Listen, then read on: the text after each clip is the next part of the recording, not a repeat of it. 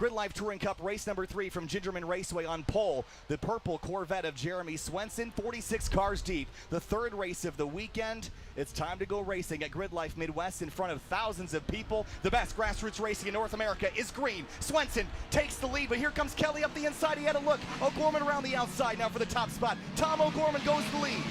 Oh man, Tom making that stick on cold Hoosiers around the outside. It's looking real messy in the background in the midfield. Austin Hurdle went for a slide off track. He's back on now. Eric Cattell going 3 wide at corner exit. Baton Rosenberg, and I think that was Scott Robertson. He was also taking 3 wide there, trying to charge from 21st. Kelly slides into Chatrup at the exit at turn 3. Chatrup is far off course. I believe they made contact, or Lewis jumped off track to avoid it. Baton Rosenberg dropping off on the edge. You can hear the crowd going nuts over all the action through the first couple corners. Tom O'Gorman leads the way through turns 5 and 6. Did Maton keep the car straight? I don't see Maton Rosenberg, so hopefully he kept that car going in the right direction. And did you see Luke McGrew? Through all that chaos, he found himself in 3rd place. Here he comes. Luke McGrew did not get the qualifying he wanted. There's cars rejoining the racetrack. Chaos right now as O'Gorman tries to hold back Swenson. They sweep through turn 7 and 8. It's a 2-car breakaway with McGrew behind. Double wide and 3 wide through turn number 7, 8, and 9 as they get sorted out here. Yeah, they'll sort that out as they get through 9. We see Jake Jorgenstad attacking, or I don't know, you can't tell the difference between the cars, but Jake Jorgenstad and Felipe Gonzalez, both teammates attacking each other on track. Maton Rosenberg is in that shot, so he did get that car rolling once more. Ben Dozman clawing his way through the field. Max Lutfer having a great battle with Clayton Fitzpatrick back there. Here's Tom O'Gorman defending from Jeremy Swenson down the back straightaway into turn number 11 for the race lead. Swenson is close, only half a car length back onto the front straight. He has a good run. He's going to be, where does Tom defend? He's going to defend to the inside. Jeremy Swenson, it's going to be hard to stick this on the outside. He breaks late. Side by side for the lead, Swenson and Tom O'Gorman drag racing from turn 1 to 2. Tomo wins the sprint. Now through the middle of that second corner, Swenson is right behind, trying to gear back up and catch the race 2 winner, but no grip in turn 2 to run him down. Now Swenson is one of the only cars to win this season on street tires, so he is making those work. I believe those are his street tire wheels, so Swenson needs to get past Tom now, or it's going to be an issue later in the race when his tires start to fall off. Louis Chatrup did get that car. I think he got it back on course after all that drama in the early moments. Luke McGrew is 3rd. Zach Lavoie up to 4th place. How about that for Zach? That's spectacular. I'm rooting for him. He's such a great guy. I would love to see him grab his first podium ever in GLTC. It might happen with those 2 up front getting so racy here, DJ. Nothing's impossible. Luke McGrew's a tough cookie to crack, but Zach continuing to impress. He is under attack from Justin Kelly, just as Tom O'Gorman is under attack from Jeremy Swenson. Through turn number 9 now into turn 10B, and now it's again a race against the biggest, heaviest, and fastest car in the field, at least in a straight line. Swenson is clawing at the tailpipes of Tom O'Gorman on the climb up the hill. Remember back to race number 1, it was Smedegard in a very similar car out-dragging Swenson, but he was power shifting, keeping the throttle press in as he slammed the clutch and put the car in gear. But O'Gorman, good there. Swenson closes on the brakes. Yeah, interesting. Jeremy didn't utilize the draft from Tom. He kind of poked out to the edge, maybe having some temp issues or something along those lines. In all the chaos in the beginning of the race, maybe some grass got thrown up, and he has a tiny grill on the center front of his Corvette. Into turn 2 now, different lines. Swenson arcing to a late apex there, drifts a little wide on corner exit as they come on through. Tom O'Gorman, Swenson, McGrew, Lavoie, Justin Kelly, the top 5 here in GRIDLIFE Touring Cup race number 3. Tiffany Kelly in the top 10. Andy Smedegard has just cracked the top 10. He is in 9th. There's McGrew in 3rd. Zach Lavoie 4th. Justin Kelly, Jake Price, and Eric Jensen. Look at this battle. This is spectacular. 4 cars in a fight. Oh, they're making a flying V as they head toward turn 5. Whoa. Hopefully they can get it straightened out. We have Eric Jensen, who had problems during the top 10 shootout, fighting Ryan Upham, but Andy Smedegard, we know he is lethal, has to check way up. The lack of torque in that car is going to be evident. Yeah, here comes Swenson, Smedegard. Jensen's struggling.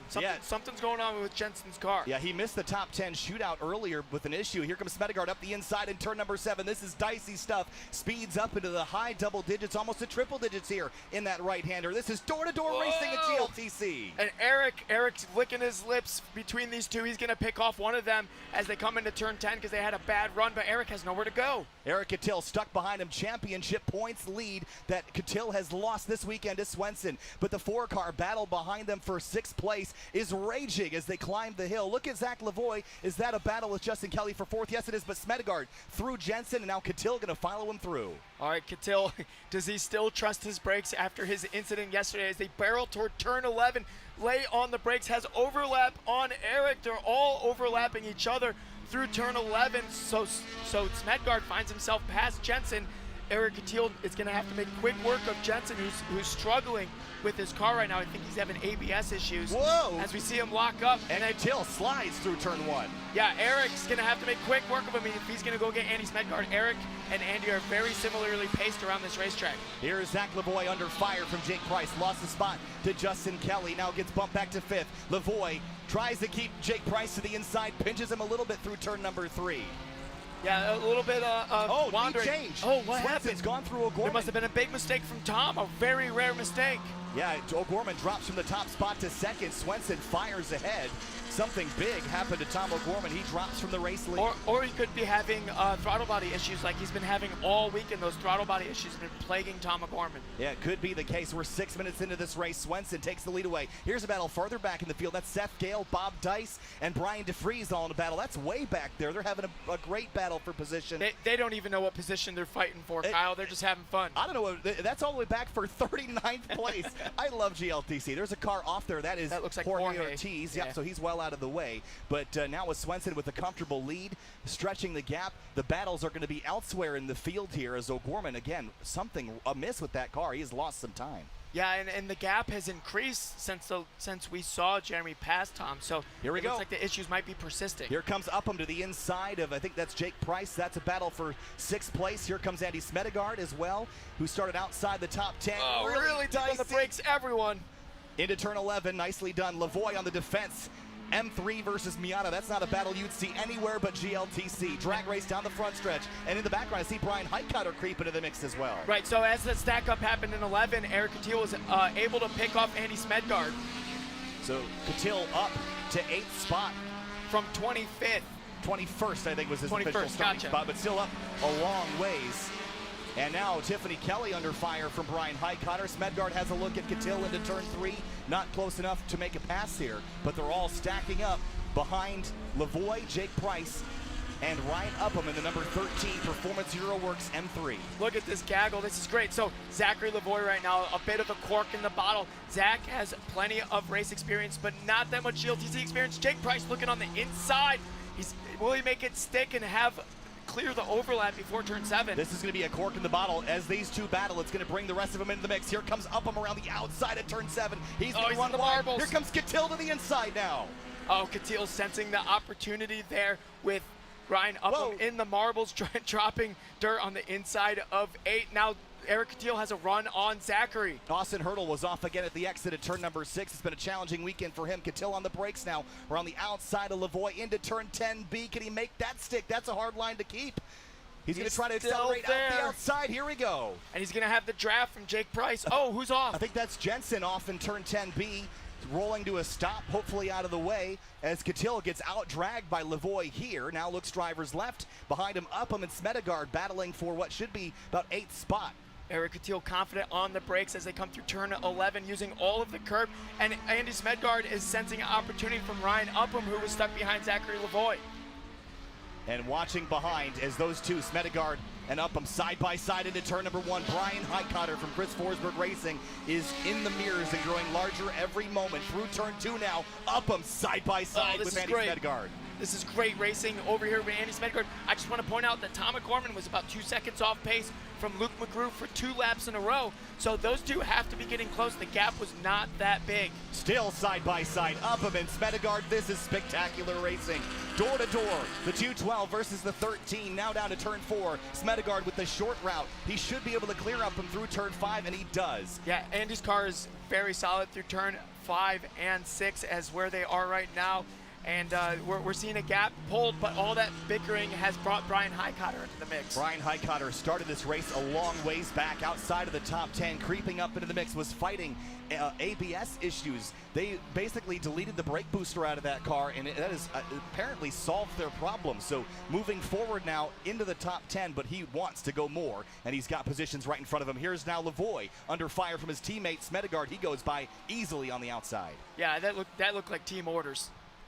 Almost. Well, whoever went off in 10B, I think it was Jensen. He's gotten well clear, so hopefully he's back on course. It's probably scored just a 17th braking now. issue, Yep, yeah. so he's good. Here's Catil now looking at Jake Price. This would put Catil back in the top 5. Gingerman's been hard on the brakes this weekend, hasn't he? Real hard on the brakes, that's for certain. Catil closes on Jake Price. This is a battle for 5th place. Man, what a drive from Catil this race. Jake Price is going to have his hands full trying to hold off this charging Catil.